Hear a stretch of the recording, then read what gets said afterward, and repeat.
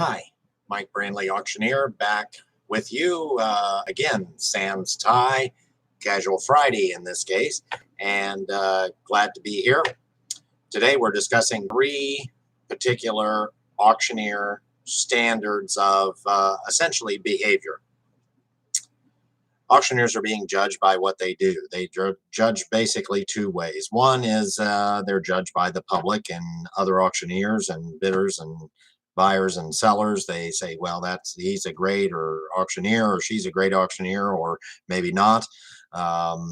People attend auctions, bid online. They have opinions. Everybody's got an opinion of auctioneer behavior, if you will. The other standard that is oftenly as important, if not more important, is what courts look at. And a judge or a jury or a plaintiff, defendant, attorneys, things like that will judge auctioneer behavior. And so we're going to talk about both today, but more so the legal side in terms of what a court or a judge, or jury, parties to that potential lawsuit would use to judge auctioneer behavior. So let's get into it. There are three standards, three levels of grade or used to grade auctioneer behavior. One is called customary practice, customarily done in a market or in an industry or occupation. Number two, industry standards. Are there industry promulgated, set down standards that are used to grade or judge or measure auctioneer performance? And number three, the highest barrier, the highest grade, if you will, that's used is commercially reasonable. Was the auctioneer behavior commercially reasonable or not? So let's talk more detail about those three. Customary practice, customary to the industry. How would an auctioneer ensure that he or she was performing in a customary practice standard?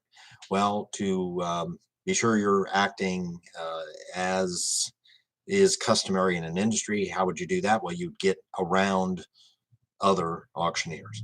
You attend conference and show, the National Auctioneer Association conference and show. You attend the seminars. You attend CAI. You attend Designation Academy. You plug into your state association, and what does that all result in, or what kinds of what are the benefits of that? Well, you learn by being around other auctioneers what is customarily done with the type of property that you're selling. So, for example, do most auctioneers sell online? Do they sell simulcast? Do they sell live? Do they do Facebook advertising?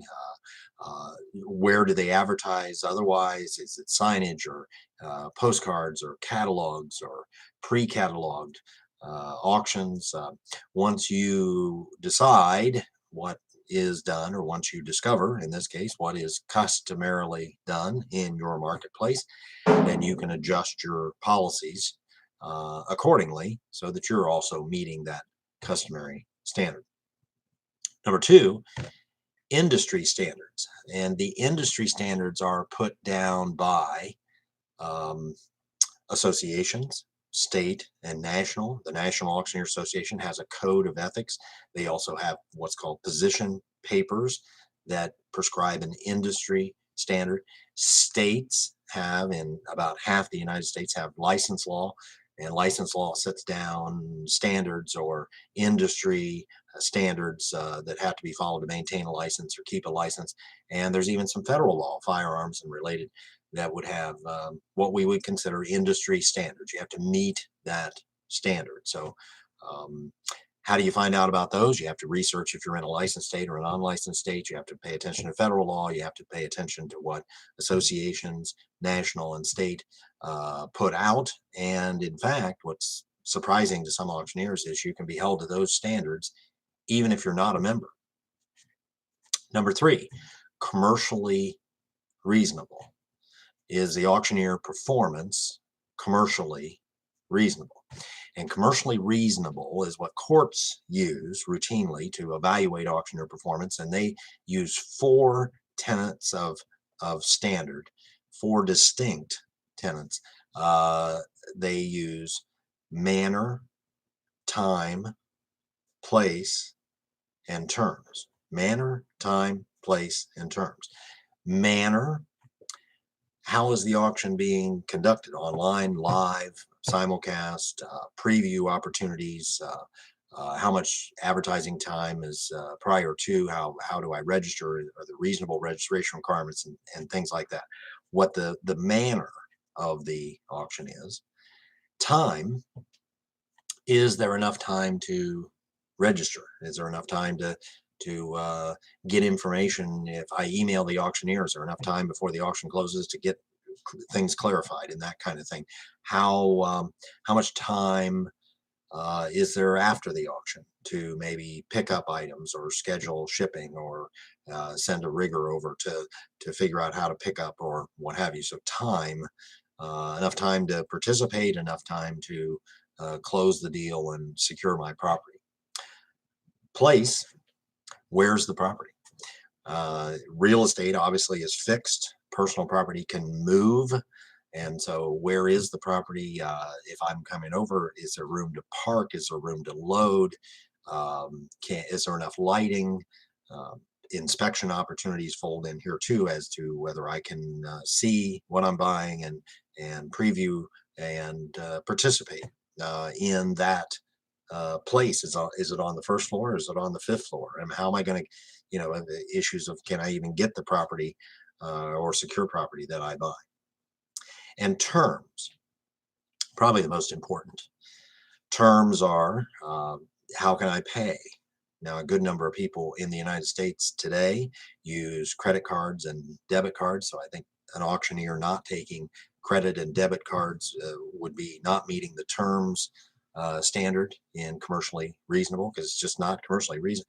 How many bidders, how many buyers would not participate because they prefer or can only pay with a credit or debit card, for example?